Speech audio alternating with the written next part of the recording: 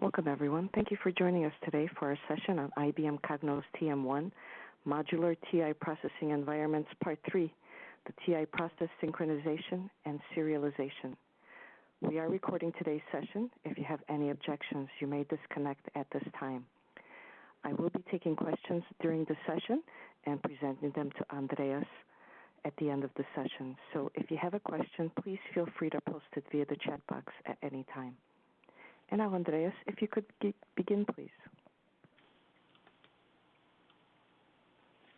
Good morning, everybody, or good evening, good day.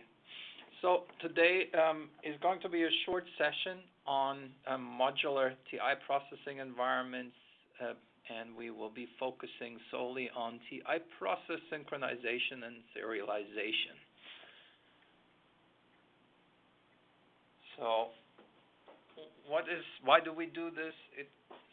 TI process synchronization, serialization is an important methodology that's used to eliminate TI process locking and contention. So what we'll be doing today, we'll look at the details of why and where TI process synchronization, serialization matters, and how to put it in place.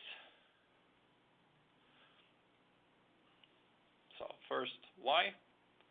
This is what we'll be looking at. Then how do we approach this problem? Then recommendations, and then we will look at a plug-and-play utility for synchronization and how to use it. And last but not least, quick summary and key takeaways.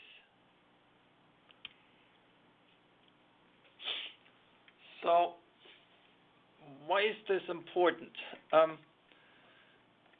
The problem is that the concurrent execution of applicable turbo-integrated processes that lock the same objects and block each other can lead to contention. And such contention typically expresses itself in successive rollbacks and retries. It's also known as thrashing. So most of you may have noticed or seen a behavior like that. So let's say two or more TI processes perform an update of one and the same dimension, just as an example. So the first process then, one of the two processes will acquire a lock prior to the other, right? So that process will basically win with the first lock because the process will only acquire the dimension lock once the TI process actually executes that or wants to execute that code that will require a lock, such as a dimension element insert, right? So the moment that lock has been acquired, that first process will block the other process or processes from continuing. So what the second process then does, it will typically do a rollback of its actions before encountering the lock, and then will attempt to start anew. So let's say the second process does that, but it may hit the same lock again. It depends if process 1 has finished or not, right? So it might try quite a few times. It might also be that the second process maybe obtains a lock on a different object that is needed by the first process, but later on. So let's say you have process 1 acquiring the first lock. Then process 2 is forced to wait and roll back and tries anew. And by the way, these contention behaviors, they are a little different depending on which TM1 version you're using. But be that as it may, the second process now in our example starts anew. And while the first process is still running, the first process has that lock, right? Now let's say the second process starts anew, and as it starts anew, it does leverage an object that process 1 now needs while it has continued with its processing. So now it might happen that actually process 1 is locked. Now we have both processes locked.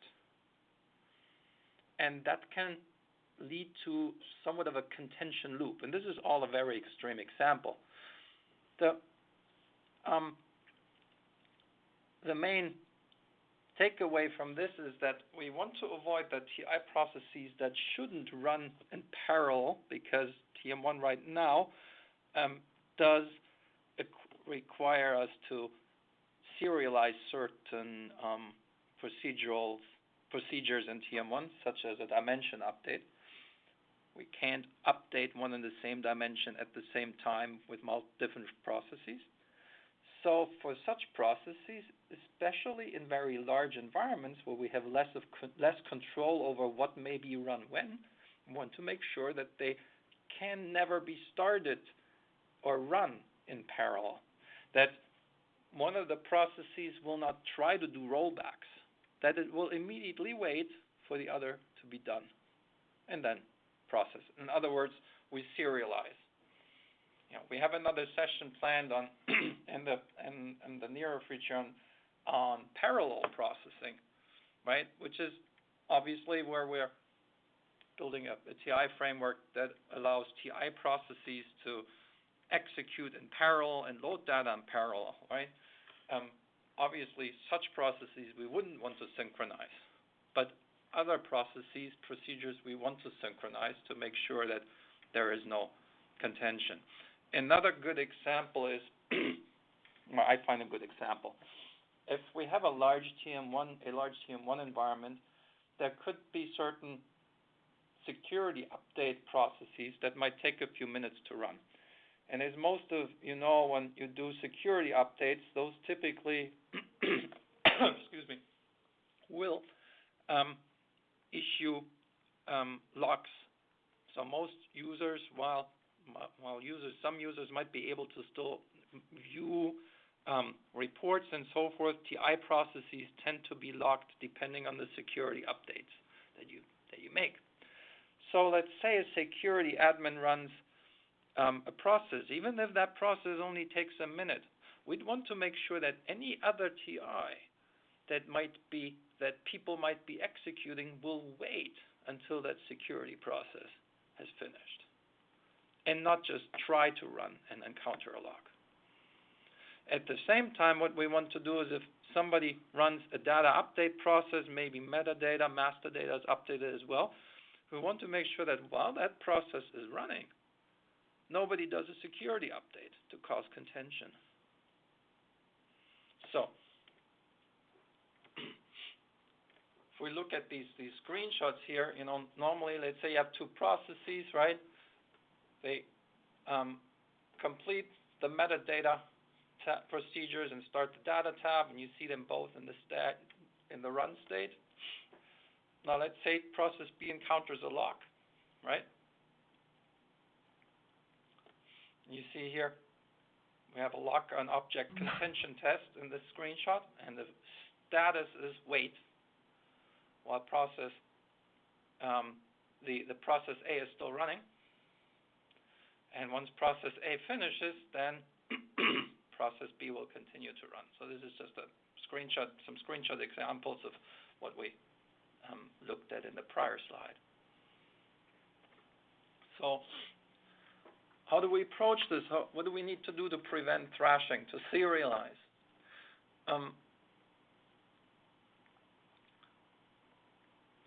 What needs to be done is to put a so-called semaphore logic in place to synchronize the TI processes such that they run in serial execution mode only. And that synchronization logic will ensure that the process is told to wait at the very beginning of its execution before it would require a rollback or data updates, whatever. So it will wait at the very beginning until the lock that will prevent it from continuing is released. And this is relatively or pretty easy to do. As of TM110, there's a new function. It's called synchronized.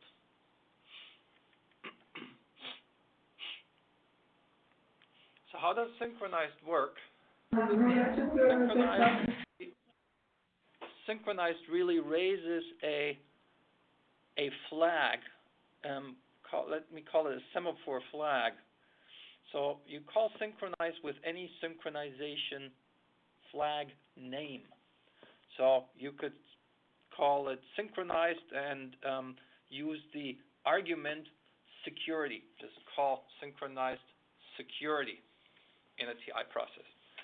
Then any other process that runs that same command, synchronized security, would always wait or would first check if the security synchronization flag has been issued, and if so, it would wait until it was released. So it's really just a flag that is set, and for as long as a process that raised this flag is running, no other process can run that issues the same synchronized command. So what I recommend to do is to use dimension names for synchronized.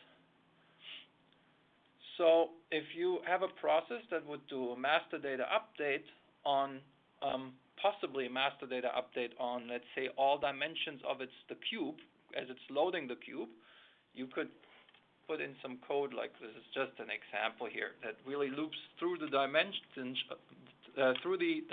of the cube and issues a synchronization flag for each of those dimensions by using the dimension name. That means if you have another process that does the same thing, or another process that just updates one of the dimensions, those two, the one that updates possibly all and the one that possibly updates one, would be forced to be running in parallel in serial execution.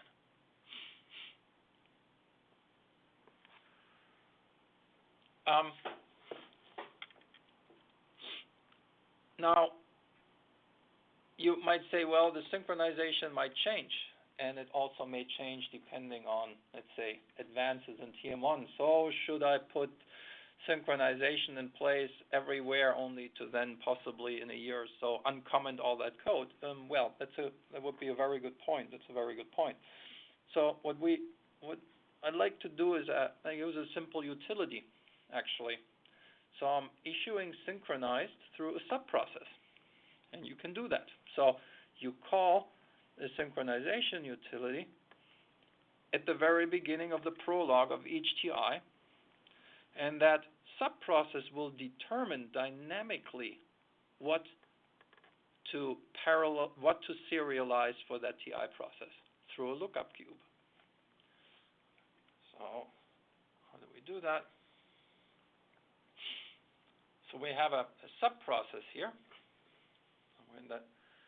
that will accept the TI process name as a parameter. So the name of the originating TI process. And this subprocess you run at the beginning of each TI. What the subprocess does, it evaluates the process name against a lookup model, a lookup cube that checks which locks to issue. And what you see here, this lookup model really consists of this TI process, as well as a lookup cube. And you see the lookup cube, there's nothing special about it. It has processes as its dimension number 1. It has dimensions as its dimension number 2, and a measures dimension as the third dimension. You see in the screenshot, it's a very simple cube. I'm using the dimensions as the names.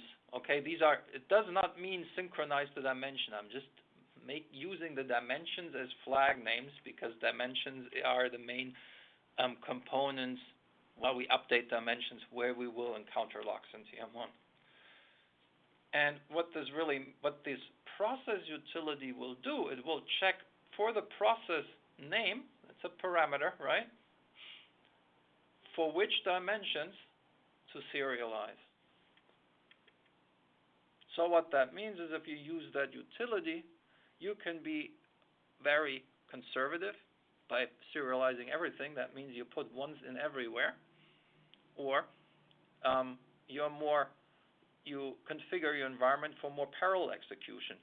That is really helpful in the sense that if you use the utility everywhere and you go live and you say, well, I'm not really serializing anything, but everything seems to work fine. And suddenly in production, you find that, yeah, well, there are two processes that sometimes tend to lock one another. All you have to do, and this is the nice thing, it doesn't require really a change request, is you reconfigure the model without a code change. You go in here in this lookup cube and put in a 1 where needed to synchronize those two TI processes.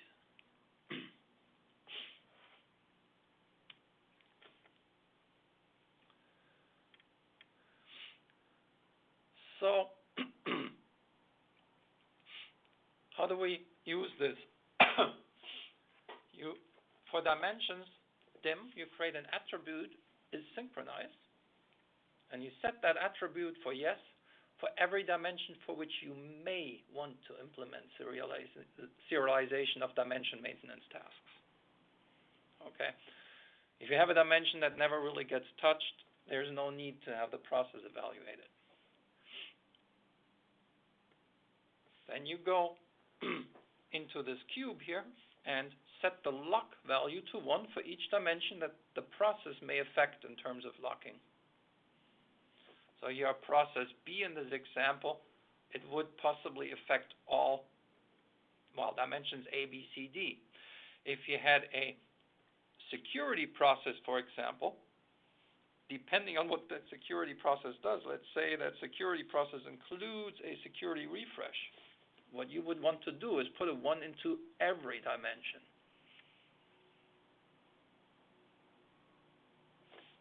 So in this example here, the process A is to have locks for dimension A, B is for A, B, C, D, C is for C and D, and D is only for dimension D. So that means that for dimension D, B, C, and D would be serialized. For dimension C, B and C would be serialized. For dimension B, none of, well, if it's only dimension B, it would be only one process, and A and B, you have A and, for dimension A, you have process A and B being serialized. Now, the only code you really have to insert into your TI process is this here, execute process. Then you call the semaphore lock utility, and as the process name parameter, you pass the process name. The good thing about that is, too, it's a sub-process, so if you do this, let's say now or today or in a week or so, and let's just assume that, let's say in a year or so, there will be no more locks whatsoever in TM1. All you'd have to do, you don't even have to delete the code. You might just, what you can do is just delete the prologue and epilogue of this process. So it will, your TIs will call a quote-unquote empty TI in the prologue. There's really no penalty to that. It's like a split second, and you're good.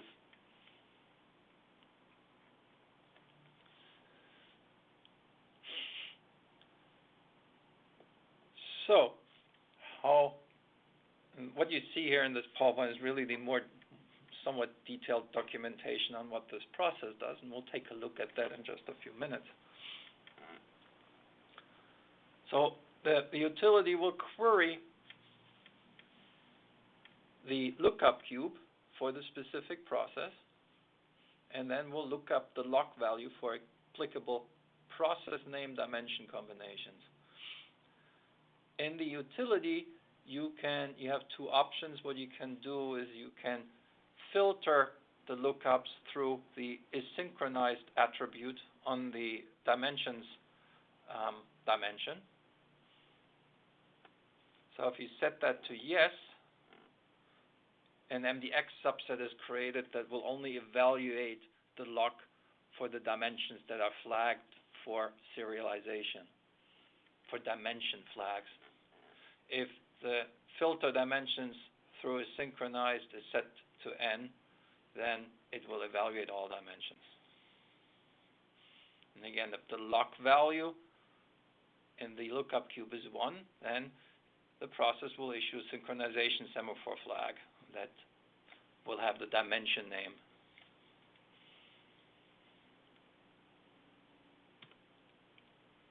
We take a look at what that looks like. Okay, so I have two TI processes here, and these two TI processes right now are really meant to be able to run in parallel. So these are two parallel processes that will update the same cube. Okay, so let me just run those, process 1 and process 2. And you should be able to see my TM1 top window, and you see both are running, so there's no lock in them right now.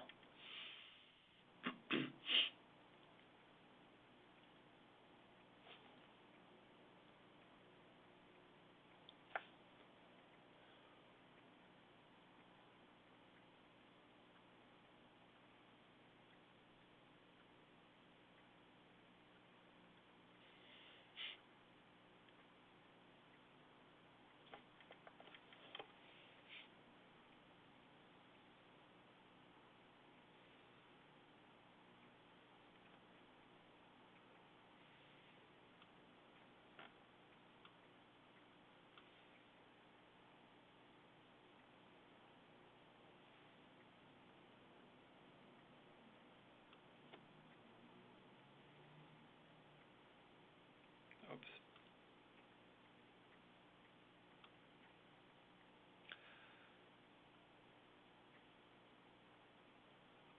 So let's say I were to do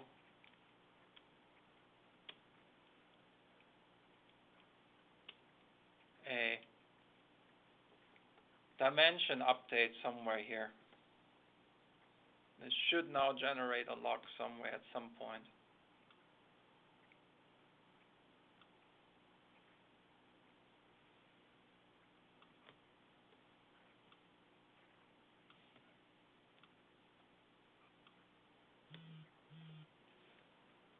And we see a lock here occurring. You see there's the process is in wait state, right?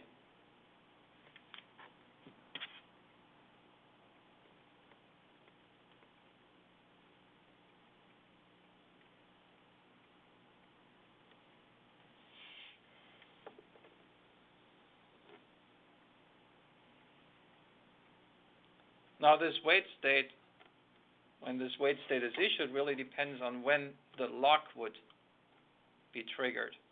I'll uncomment this here again. Or comment it out, sorry.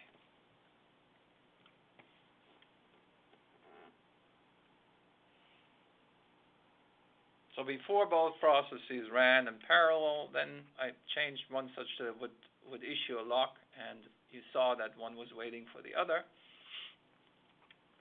to finish. And again, the problem here is if the locks are encountered late. You know, if a process finds out that it is locked at the very beginning, that's all good. That's what we want. But sometimes these locks would only be at the beginning. Let's say in the epilogue you would be running a sub-process that would do a dimension update. That means the whole data update might run until the process finds, oh, there's a lock. I have to undo, and that just can be a big problem. So now what we do here in these processes, we use the utility. We call the sub-process. Process 1, this is process 2, here's process 1. We call the utility. Currently, the utility is configured such that no dimension is locked. There, the lock flags are all 0.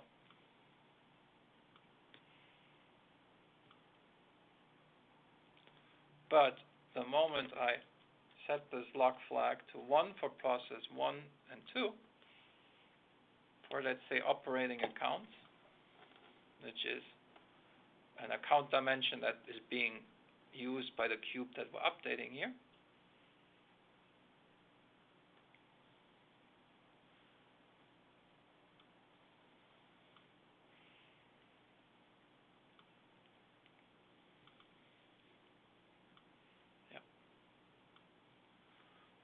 need to make sure that I have 3 sessions open here. Just not want to make sure that everything is updated properly.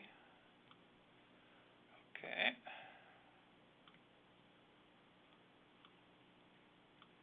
So now if I run this again,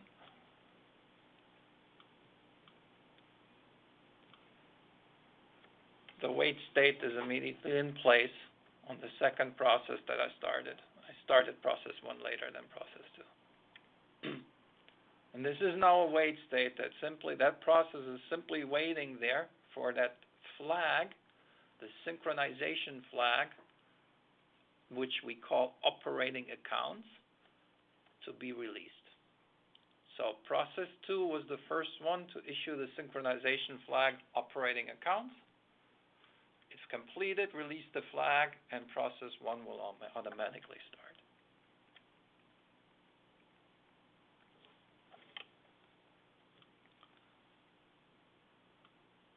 So let's assume if you had a security process for security, let's say this process here were a security process that did a security refresh. What you would do, you would issue 1 for every dimension. So that means that no process that also does synchronization could run in parallel with that process.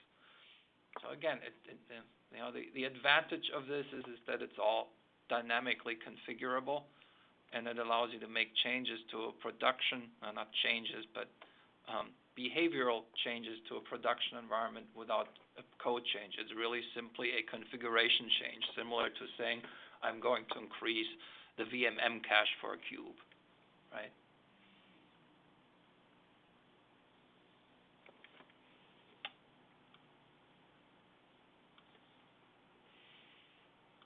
So what's the code behind it? It's really rather simple.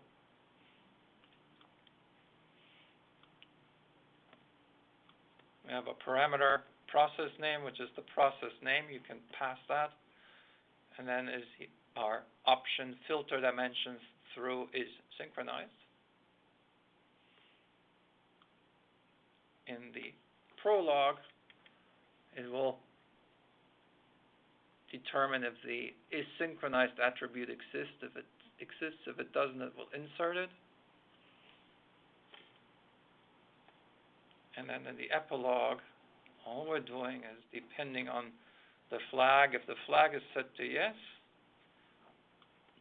it will filter the dimensions by the flag by the attribute value is synchronized yes.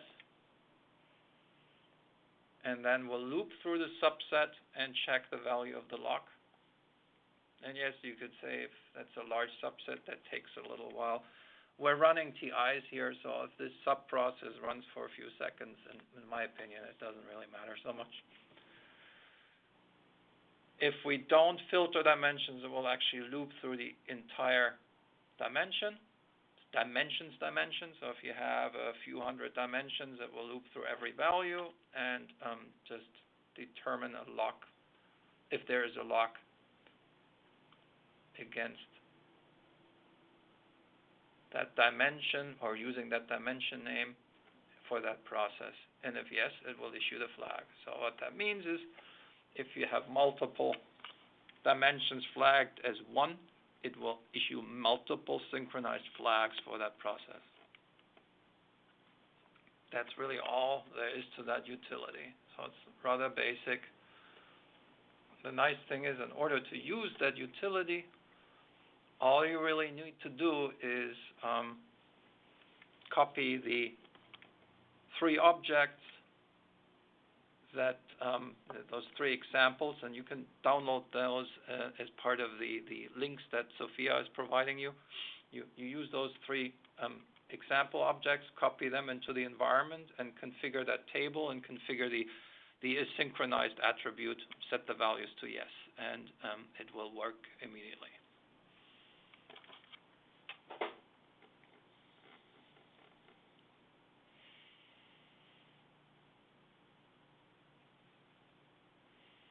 So again, components are this process, semaphore lock, and the lookup cube with its dimension. In the example, we're not providing you with the processes dimension or the dimensions dimension, so it's only really the measures dimension in the cube file. So you'll have to configure this. When you can all set it to 0, right? If you use the example utility, keep in mind that I think in the examples that you have, this may be set to yes as a default. If this is set to yes, you will need at least one dimension here with a yes in it because the MDX will fail otherwise. If you don't want to set this to yes, just set this to n and you're good. Okay.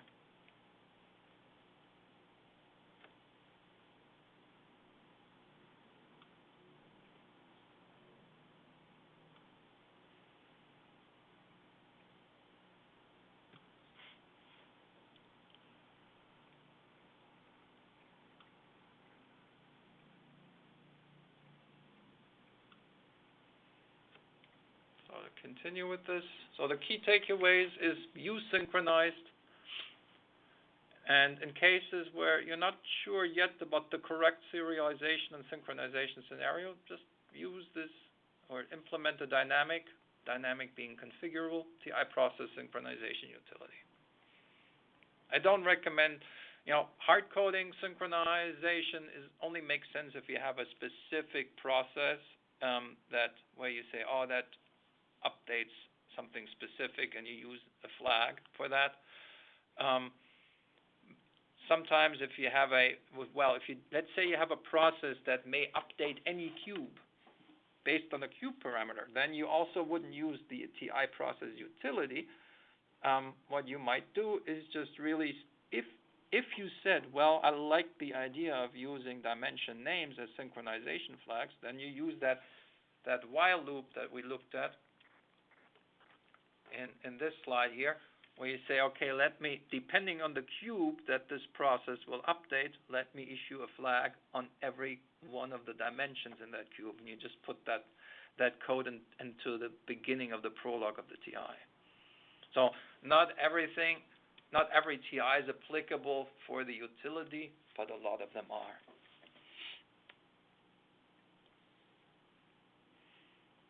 And for a process like security refresh processes, it's convenient to just set the flag to yes for all dimensions, and that's easier to do through the lookup utility. So with that, we are at questions. Hi, Andreas. The first question from Lee was, should we also extend the lookup cube to, I'm not sure what that parentheses is called, but I don't know if you can maybe switch to the chat box. It's like a squiggly parenthesis cubes. Just a sec. Not that, but the actual chat box in the, here, let me cut and paste that for you.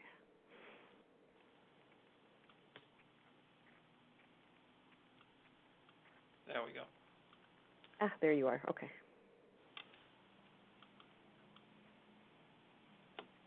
Can't see it right now. Click on the presentation right underneath. See, you're looking at all of the participants. Click on the little icon right below that and the left-hand corner. Up on top. No, I'm sorry. No, yeah, right there. There you go. Click on that one, and then you'll be able to see the discussion. No, the one in the middle. Kind of in the middle between the folder and the. There we go. Sorry. There you go. Okay, now up at the top where it says meeting streams, just click on discussion only, and you'll be able to see the questions. See up at the top where it says meeting. There we go. With a little down arrow. There you go. Okay. So there's the first question from Lee. Should we also extend the lookup cube to, I don't know what that parentheses is called, but. To cubes, well, the lookup cube by itself will just look at all dimensions, so it will also include dimensions cubes. Would I issue a lock against that? That normally people don't really do anything to that dimension, and unless you're rapidly firing up new cubes and creating new cubes, otherwise no. So if you look at the lookup model here, sorry, wrong one.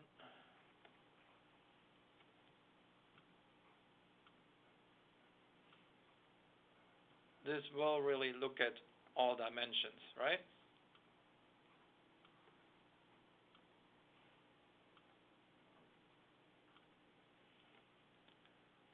But would I ever use these here? Probably not, right? Would I, however, use element attributes cubes? Yes, right? Because those could be updated. So if I had a security process, I would want to make sure that nobody runs a process that changes any of the dimensions, or because they will be locked while the security process is running, right?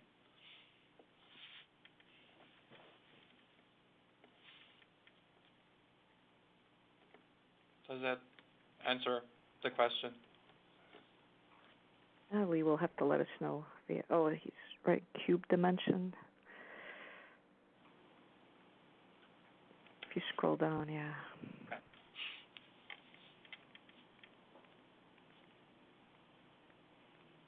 So the next question is, instead of creating subsets using MDX, can we simply create temp source view to zoom into the cells with flags? Can we? Well, yeah, you could create a view for that as well. It just makes the process a little more complicated. You know, what all we do there in this simple process is loop through a subset that's either an MDX subset and for a specific process. You know, you could create a view on that and do that as well. I'm not sure it will necessarily be faster, because if you create the view, you have to create the subset and the view and then process it. But whatever works for you.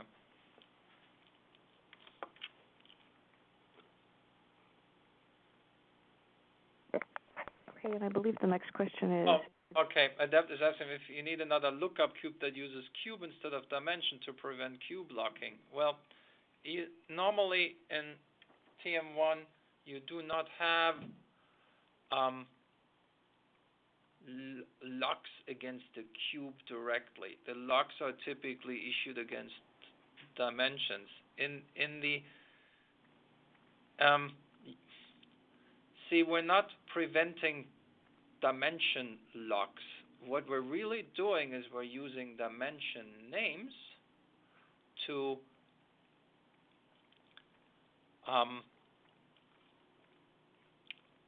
issue a synchronization flag.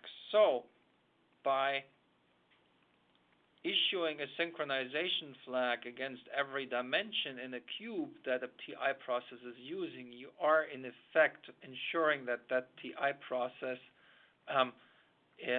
serial will run in serial with any other process that may issue one of the dimension flags.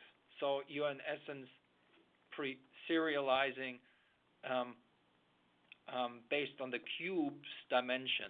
So you don't need to have a lookup against the cube's dimension now. At the same time, if you say, you know what, I don't like the approach that Andreas is taking here with using dimension names, that's all fine. You know, it's just an example. You could just say, instead of using dimensions here, I'll build this cube with a dimension that you may call synchronization flags, and you just come up with your own flags, right? The reason I use dimensions is because it's just kind of easier for me I don't have to really maintain it, and then I think about my processes. Yes, you have very these processes here are all very generic. But if I have a certain process and I know that process, this process, let's say cube clear data, let's just assume that it was a very specific process. I know that this process touches this dimension, that dimension, and that dimension. It's relatively easy for me to configure. So that's really all there is to it.